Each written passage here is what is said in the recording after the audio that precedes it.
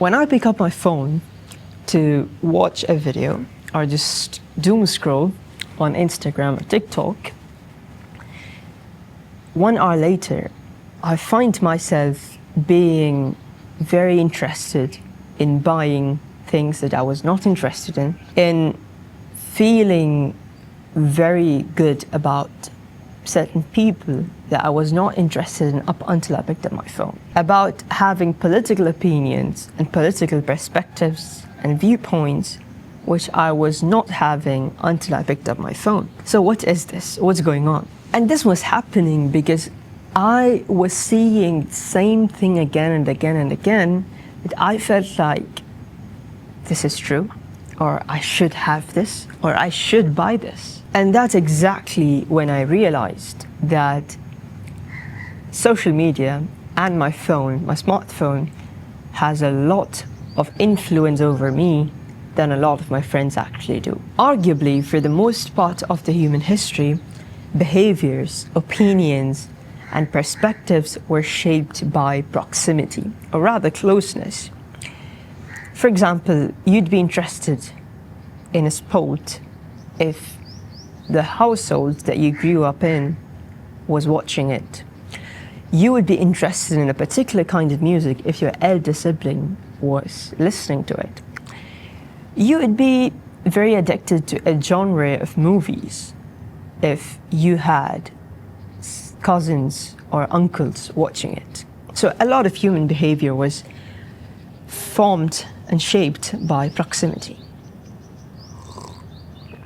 You turn out to be a great fanatic of a sports club for the sole reason that when you grew up, you had that one cousin who introduced you to that particular sports club.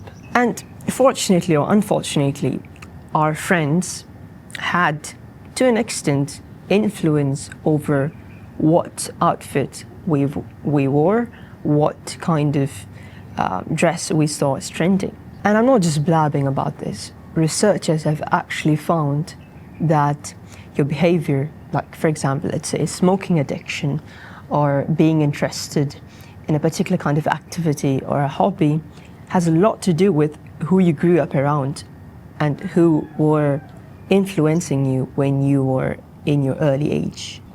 So arguably, friendship had a lot of impact over what you chose and the decisions you made and the political opinions and the perspectives over life that you had. Now, I can confidently say that I have inherited a lot of interests of my father.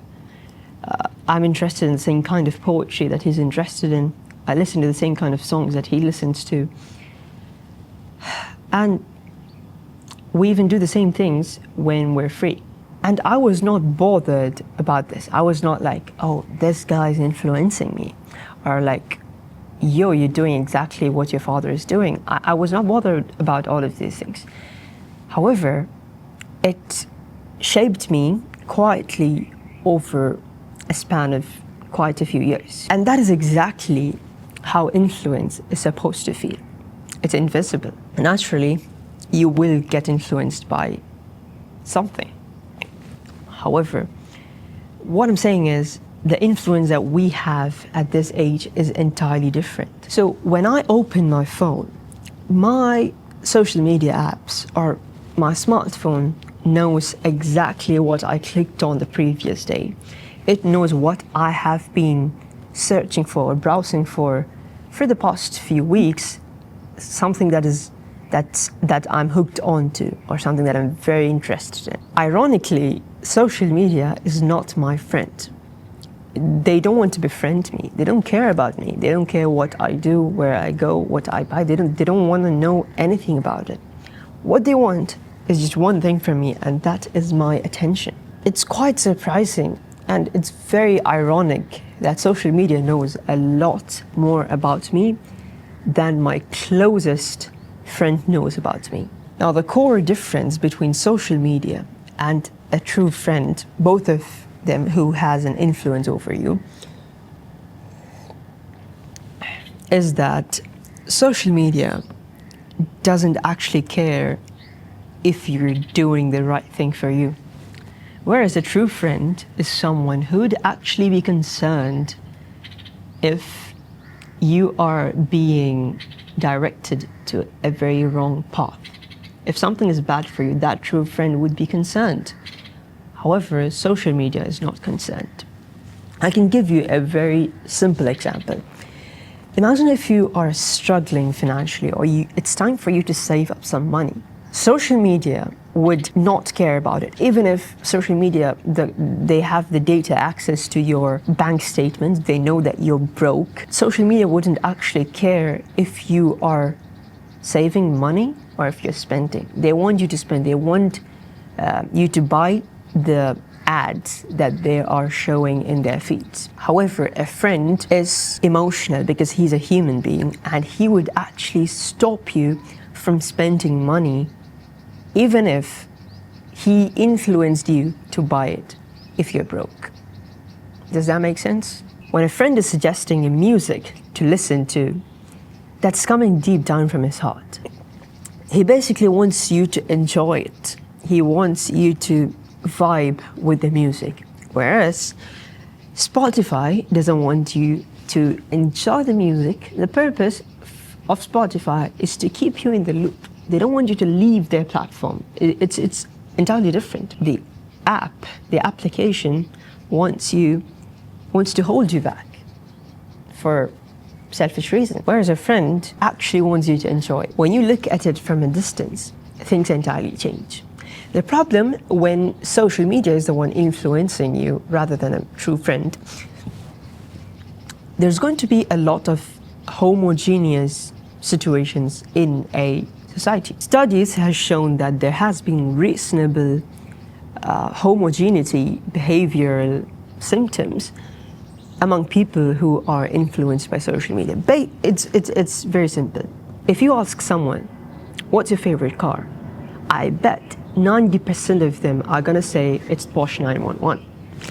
I'm not saying it's a bad car. It's an extremely amazing, beautiful, magnificent car that Porsche has produced.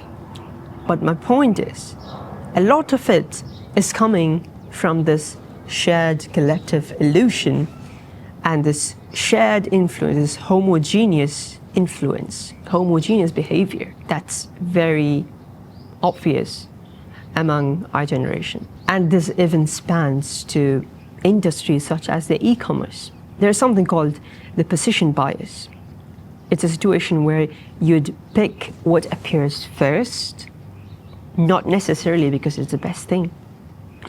You just feel like you're supposed to choose it just because it appears first in the list. So the algorithm is not reading your mind. The algorithm wants you to click on what is good for the algorithm and not you. If you're bored and you open a food app, like a food delivery app, and you see a beautiful, very amazing picture of a burger, of a juicy burger, and on it, on the poster, it's written 50% offer, you're definitely gonna start craving for it as a human. I'm not saying everyone will start craving for it instantly, but as a human, you'll naturally have the tendency to buy it. You were not hungry 5 minutes before you opened that app. You just became hungrier when you saw that picture. It is strange, but what is concerning is that how normal it sounds. It's very normal among us. We're not actually concerned.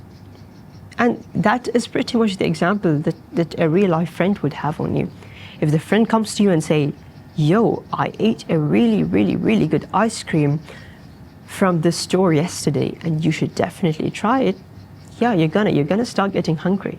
And that's exactly the interest that a friend in real life would have over you. He would come up to you and say, yo, I ate a really good ice cream yesterday from the store and you should try it. You will start craving for it. But the key difference here is that when a friend is coming to you and suggesting an ice cream, and an application is suggesting you an ice cream, the intent is entirely different. For the application, it's about their profit, it's about keeping you hooked, it's about never leaving you. But for a friend, he really wants you to enjoy the ice cream. So the key difference between a friend's influence and the digital influence is that the friend has a bit of warmth in his communication, in his words that he's telling to you.